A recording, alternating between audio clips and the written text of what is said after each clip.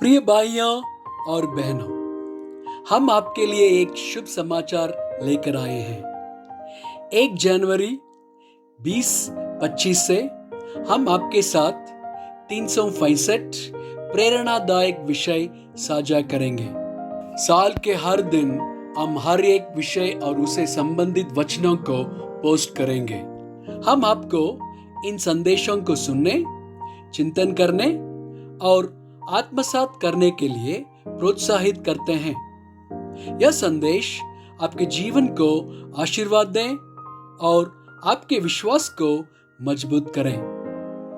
कृपया हमारे इस कार्यक्रम को सब्सक्राइब करें और इसे अपने मित्रों और परिवार के साथ साझा करें।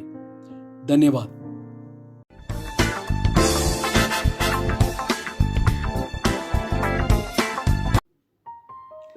आज 175वां दिन है और विषय है आशा।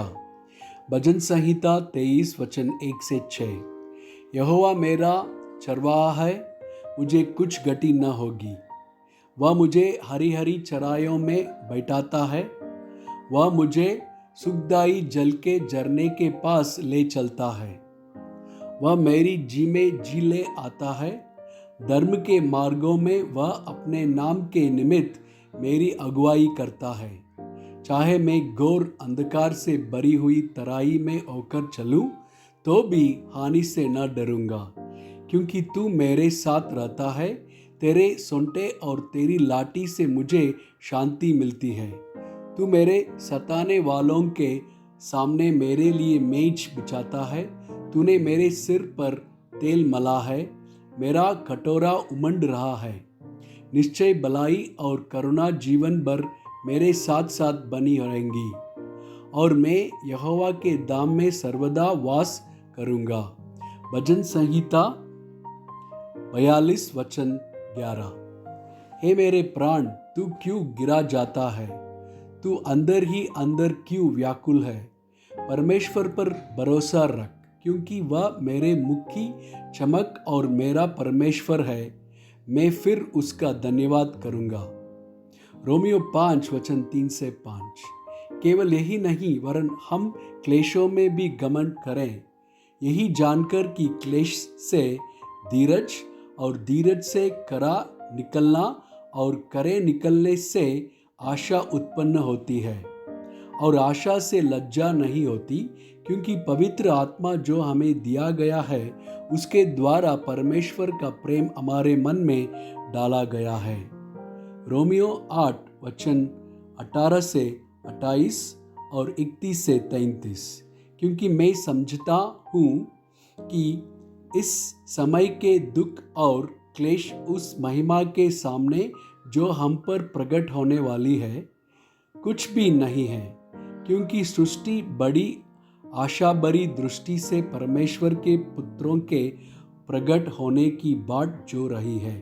क्योंकि सृष्टि अपनी इच्छा से नहीं, पर आधीन करने वाले की ओर से व्यर्थता के अधीन इस आशा से की गई कि सृष्टि भी आप ही विनाश के दासत्वता से छुटकारा पाकर परमेश्वर की संतानों की महिमा की स्वतंत्रता प्राप्त करेगी।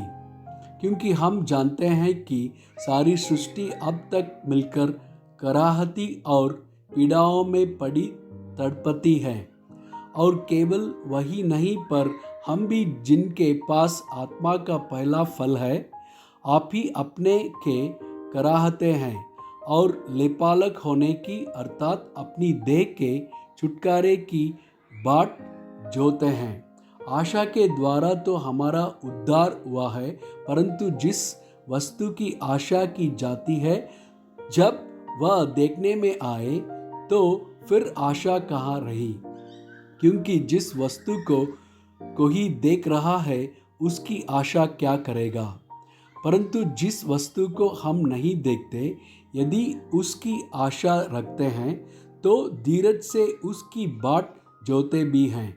इसी रीति से आत्मा भी हमारी दुर्बलता में सहायता करता है, क्योंकि हम नहीं जानते कि प्रार्थना किस रीति से करना चाहिए, परंतु आत्मा आप ही ऐसे आहें भर कर जो बयान से बाहर है हमारे लिए विनती करता है।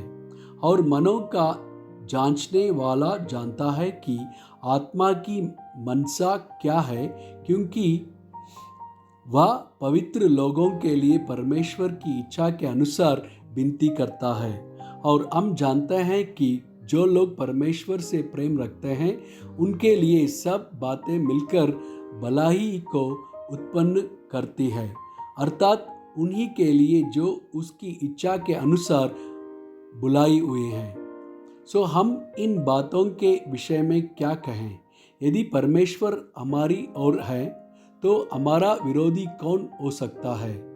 जिसने अपने निज पुत्र को भी न रख छोड़ा परंतु उसे हम सबके लिए दे दिया, वह उसके साथ हमें और सब कुछ क्यों कर न देगा?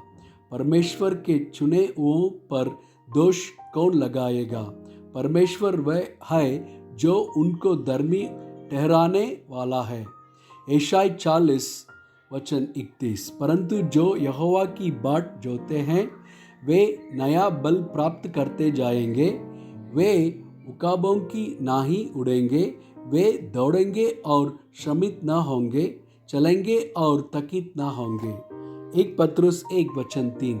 हमारे प्रभु यीशु मसीह के परमेश्वर और पिता का धन्यवाद दो, जिसने यीशु मसीह के वो में से जी उठने के द्वारा अपनी बड़ी दया से हमें जीवित आशा के लिए नया जन्म दिया है।